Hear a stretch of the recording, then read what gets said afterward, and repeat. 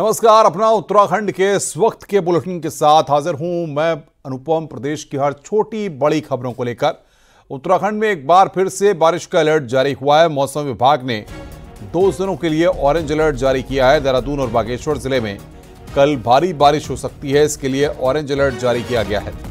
जबकि अन्य 11 जिलों में भी बारिश हो सकती है, इसके लिए येलो अलर्ट जारी किया गया है।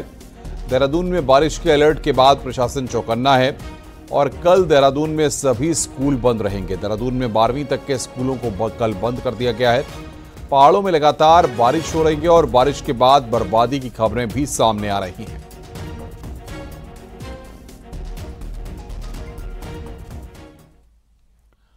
बद्रीनाथ में अलकनंदा नदी का जलस्तर लगातार बढ़ रहा है, जिसके बाद चेतावनी बोर्ड लगा दिए गए हैं।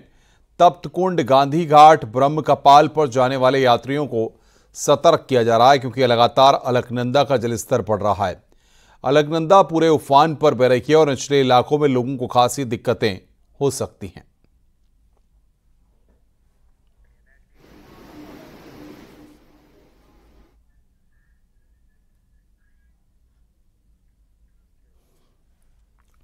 उत्तरकाशी के कई क्षेत्रों में तेज बारिश से भारी मुसीबत हो गई है। बारिश के बाद उफान पर आए बरसाती नालों ने लोगों की मुश्किलों को बढ़ा दिया है। निस्मोर में उफनाए नाले को स्कूली बच्चे पार कर रहे हैं, तो जिला मुख्यालय से 4 किलोमीटर दूर सियूना गांव में पैदल रास्ते भागीरथी नदी में समा गए, जिसके बावजूद भी लोग नदी को पार करने की कोशिश कर रहे हैं।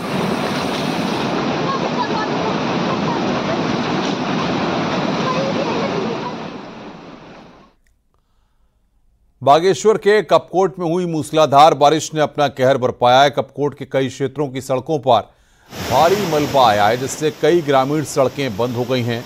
कपकोट में 100 mm बारिश रिकॉर्ड की गई है, जिसकी वजह से कई नदी और नाले भी उफान पर हैं, जबकि मलबे से बंद रोडों को खोला जा रहा है।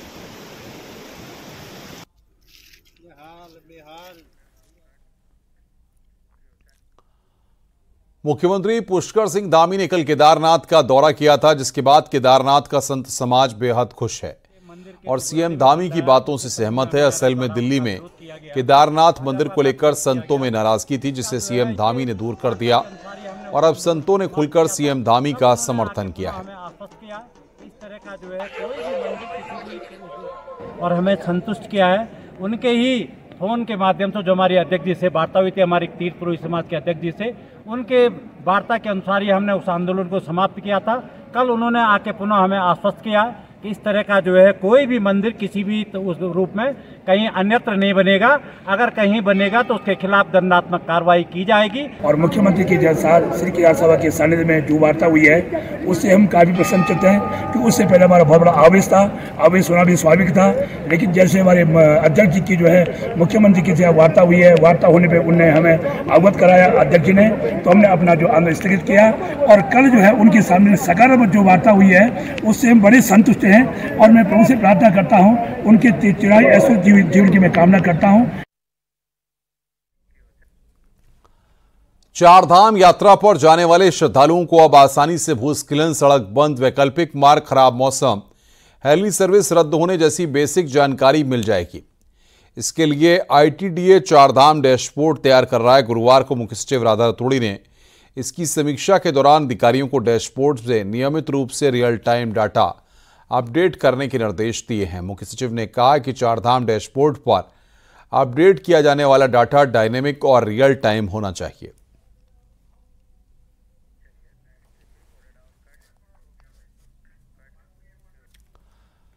चारधाम यात्रा का मामला आज संसद में भी पहुंचा। राज्यसभा में हिमाचल प्रदेश से बीजेपी सांसद सिकंदर कुमार ने यह मामला उठाया और कहा कि चारधाम में पूरे देश भर से यात्री पहुंचते हैं और यह बड़ी धार्मिक यात्रा है। साथ ही उन्होंने कहा कि इसमें स्वास्थ्य सेवाएं नाकाफी साबित हो रही हैं। इसके अलावा जालसाज भी लोगों को लूट रहे हैं, कभी फर्जी वेबसाइट के जरिए तो कभी फोन कॉल के जरिए। उन्होंने कहा कि केंद्रीय पर्यटन मंत्री गजेंद्र सिंह शेखावत इस समस्या की तरफ ध्यान देंगे, इसका उन्हें पूरा भरोसा है।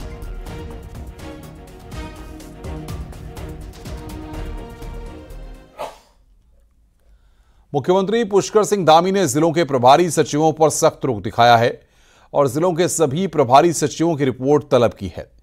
प्रभारी सचिवों ने जिलों में बैठकर कितनी बैठकों का आयोजन किया और किन महत्वपूर्ण समस्याओं का समाधान करवाया, इसका ब्यौरा मांगा गया है। मुख्यमंत्री गुरुवार को सचिवालय में सीएम हेल्पलाइन 1905 की समीक्षा कर रहे थे। मुख्यमंत्री ने अधिकारियों को निर्देश दिया है कि रिटायर होने वाले कर्मचारियों के पेंशन संबंधी मामलों को लटकाया ना जाए। सीएम ने हेल्पलाइन पर शिकायत करने वाले 6 शिकायतकर्ताओं से फोन पर बातचीत भी की।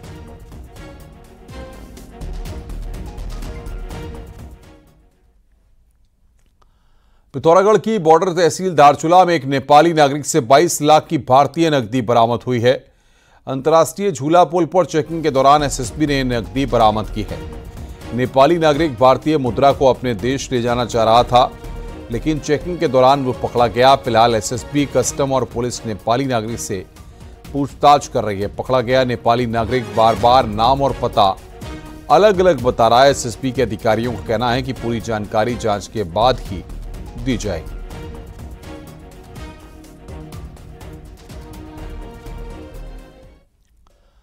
देहरादून में बस्तियों में रहने वाले लोगों के लिए बन रहे आशियाने पर एक बार फिर से काम शुरू होगा।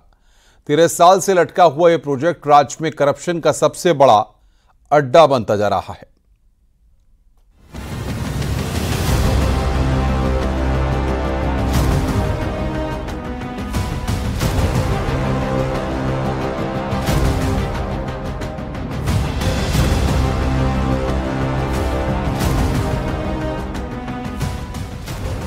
खंडहरनुमा दिखने वाली ये वो बिल्डिंग है जो कभी पूरी बन ही नहीं सकी और आधे अधूरे निर्माण के बाद यहाँ काम होना बंद हो गया, जिससे धीरे धीरे खंडहर में तब्दील होने लगी थी। देहरादून की रिस्पना नदी के किनारे बसे लोगों के लिए साल 2011 में फ्लैट्स बनाने का काम शुरू हुआ था। उस समय इस प्रोजेक्ट के लिए 6 करोड़ रुपए की स्वीकृति हुई थी। इस प्रोजेक्ट के तहत 148 फ्लैट्स बनाने की योजना थी, लेकिन यूपी निर्माण निगम ने 80% पैसे खर्च करने के बाद इन फ्लैट्स को अधर में ही छोड़ दिया था। लेकिन बड़ा झटका तब लगा जब साल 2020 में हाई कोर्ट ने एक आदेश जारी किया कि नदियों के किनारे 100 मीटर तक की जमीन को खाली कराया जाएगा, जिसके खिलाफ सरकार अध्यादेश लेकर भी आई। लेकिन एक बार फिर सरकार अब कंठ बंगला इलाके के फ्लैट्स को एक बार फिर बसाने की तैयारी कर रही है।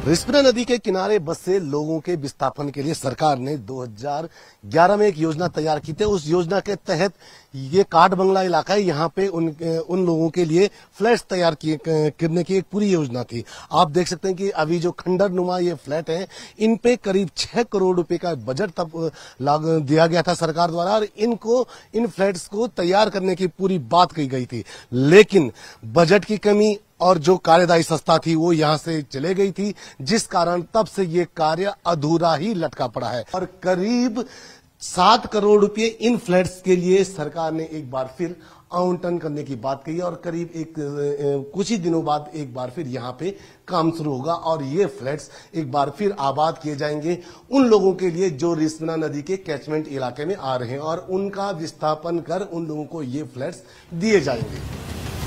सरकार ने अब इस प्रोजेक्ट के लिए 7 करोड़ रुपए का बजट रखा है और अब इस आधे अधूरे पड़े कार्य को पीडब्ल्यूडी पूरी करेगी।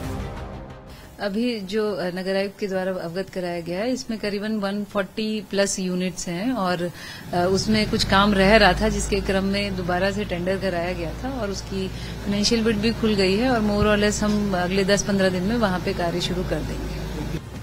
जिस तरह से एनजीटी नदियों को लेकर सख्त हुई है, उसको देखते हुए एक न एक दिन रिस्पना नदी के किनारे बसे लोगों का विस्थापना होना तय है, जिसके लिए सरकार पहले से ही उन लोगों के लिए विस्थापना के लिए व्यवस्था जुटा रही है।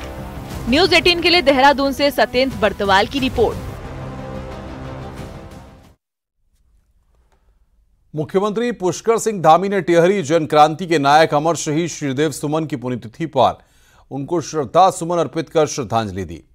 मुख्यमंत्री ने कहा कि श्रीदेव सुमन ने अपने समय की कठिन परिस्थितियों में लोकशाही के लिए संघर्ष किया और अपने जीवन का बलिदान दिया। समर्पण और संघर्ष से परिपूर्ण श्रीदेव सुमन की जीवन गाथा सदैव हमें मातृभूमि की सेवा के लिए प्रेरित करती रहेगी।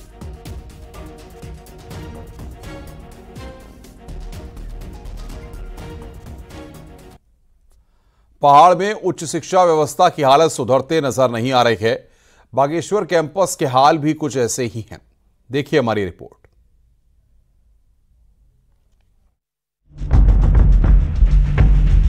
बागेश्वर डिग्री कॉलेज को कैंपस का दर्जा मिले 5 साल बीत चुके हैं, लेकिन इस कैंपस की स्थिति डिग्री कॉलेज से भी बदतर है।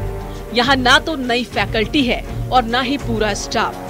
बागेश्वर में कैंपस होने के बावजूद स्टूडेंट्स यहाँ से उच्च शिक्षा के लिए मजबूरी में बाहर जा रहे हैं। महाविद्यालय में काफी महाविद्यालय से कैंपस बन चुका है, परंतु यहाँ पर अगर समस्याओं की बात करें तो काफी समस्याएं हैं। बीए बीएससी बीकॉम है, इसके अलावा यहाँ पर कोई सुविधा नहीं है। यहाँ पर क्लासेस प्रॉपर नहीं चलती है। यहाँ पर बीएससी बीएससी बीकॉम में भी क्लासेस प्रॉपर नहीं चलती है। जैसा आजकल एडमिशन चल रहे हैं हमारे, तो एडमिशन के टाइम में भी यहाँ ना सीटें बढ़ रही है ना कुछ हो रहा है। जो बच्चे जिनका एडमिशन नहीं हुआ है उन बच्चों का अभी तक एडमिशन नहीं हुआ है। हम परेशान है मैम कि यहाँ पर उससे ज्यादा ना सीट बढ़ रही है यहाँ ना कुछ हो रहा है। 5 साल पहले जब बागेश्वर के डिग्री कॉलेज को कैंपस का दर्जा मिला तब स्टूडेंट्स काफी उत्साहित थे, लेकिन कई साल गुजरने के बाद भी कैंपस में एडमिशन लेने वाले छात्र अपने को ठगा हुआ महसूस कर रहे हैं, क्योंकि सुविधाओं का आज भी यहाँ टोटा है। तो बच्चा बहुत दूर दूर से यहाँ पढ़ने के लिए आता है। कपकोट, सामा, रीमा इतने दूर दूर से सेतु से यहाँ बच्चे पढ़ने के लिए आते हैं। तो अगर यहाँ जल्द से जल्द अगर शिक्षकों की नियुक्ति और सारे अगर फैकल्टीज खुल जाए, प्रॉपर अगर क्लासेस चल रहे हैं, तो इससे बच्चों को काफी फायदा होगा। हमने प्रशासन यूनिवर्सिटी को, विश्वविद्यालय को भी अतिरिक्त पद सृजन के लिए भी मांग भेज रखी है और मेरे ख्याल से यूनिवर्सिटी ने भी प्रशासन को ये भेज दिया होगा। तो जल्द से जल्द मुझे लगता है कि पद सृजित होंगे। पहाड़ में सबसे अधिक पलायन शिक्षा की वजह से ही होता है। पहाड़ के स्टूडेंट्स जैसे तैसे 12वीं तक की पढ़ाई तो कर लेते हैं, लेकिन क्वालिटी बेस्ड उच्च शिक्षा की डिमांड उन्हें शहरों का रुख करने को मजबूर कर देती है। न्यूज़ 18 के लिए बागेश्वर से सुष्मिता थापा की रिपोर्ट।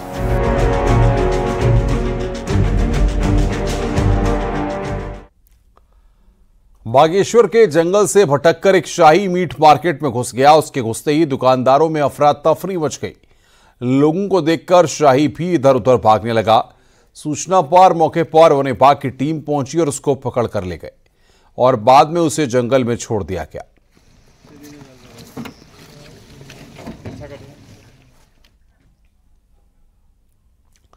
कारगिल युद्ध को 25 साल पूरे हो गए। इस विजय को देश विजय दिवस के रूप में मनाता है।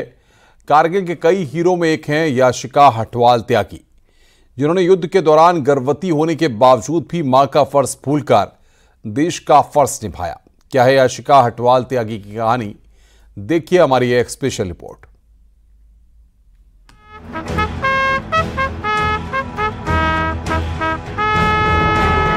उत्तराखंड के टिहरी जिले से निकली याशिका की पढ़ाई केंद्रीय विद्यालय बरेली से हुई। पिता आर्मी का हिस्सा भी और देशभक्ति और देश प्रेम घर में ही देखने को मिलता था, जिसके चलते 1994 में याशिका ने आर्मी को ज्वाइन किया।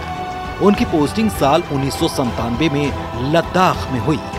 दरअसल करगिल की लड़ाई में भारतीय सेना के लॉजिस्टिक विंग की महिला ऑफिसर कैप्टन याशिका हटवाल ने महत्वपूर्ण भूमिका निभाई थी। लॉजिस्टिक विंग का काम किसी भी सोल्जर को खाने पीने से लेकर हर सामान मुहैया कराना होता है, जिसमें उनके हथियार से लेकर युद्ध में काम आने वाले उपकरण शामिल होते हैं। उस समय जब बम गोले चल रहे हों, उस दौरान लॉजिस्टिक बनाए रखना एक बड़ा चैलेंज रहता है।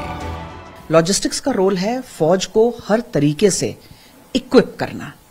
ठीक है, फौज के लॉजिस्टिक्स को हम साजो सामान का लॉजिस्टिक्स और राशन पानी के लॉजिस्टिक्स 2 तरीके से डिवाइड कर सकते हैं। ऑर्डिनेंस ऑफिसर हूं मैं, और ऑर्डिनेंस का काम होता है कि फौज को उसके यूनिफॉर्म, उसके एम्यूनिशन, उसके माने आप किसी भी तरीके का फौजी साजो सामान, जब आप एक फौजी को इमेजिन करते हैं तो उसके हेलमेट से लेके पैर के बूट तक, उसके बंदूक से लेके उसके रेडियो सेट तक, हर चीज उसको मुहैया कराना लॉजिस्टिक्स का। करगिल की लड़ाई 15 से 18,000 फीट की ऊंचाई पर लड़ी जा रही थी, जहां तापमान माइनस में जा रहा था। ऐसे में दुश्मन के साथ मौसम से भी लड़ना पड़ता है। न्यूज़ 18 को उन्होंने बताया कि उस समय वो प्रेग्नेंट थी। हाई एल्टीट्यूड पर सांस लेने में दिक्कत होती है। उनके साथ एक 3 साल का बेटा और 3 महीने का गर्भ था, लेकिन उन्हें इस बात का कोई एहसास ही नहीं रहा और वे अपने मोर्चे पर डटी रहीं। उस समय ये कहने में ये बहुत फिल्मी बातें लगती हैं कि मुझे ध्यान ही नहीं आया, लेकिन वाकई में उस समय मुझे ये ध्यान ही नहीं आया कि मैं प्रेग्नेंट हूं या मुझे पीछे हटना चाहिए या मुझे आराम करना चाहिए। नो, उस समय देश हमारी ओर देख रहा था। उस समय जिस जगह मैं खड़ी थी वो ही मेरी रिस्पॉन्सिबिलिटी थी। याशिका हटवाल की नम आंखें आज भी उस लड़ाई की गाथा को बताती हैं जो उन्होंने 25 साल पहले की लड़ाई में जीता था। आज भी याशिका बताती हैं कि उनका मनोबल, उनके जवान और उनकी हिम्मत उनके अधिकारी पति देते रहे, जिससे वो जंग जीत सकी।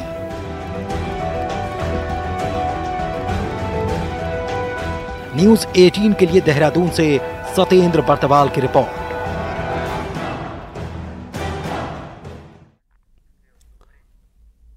रुक रहे हैं यहां पर एक ब्रेक के लिए। खबरों का सिलसिला लगातार जारी है।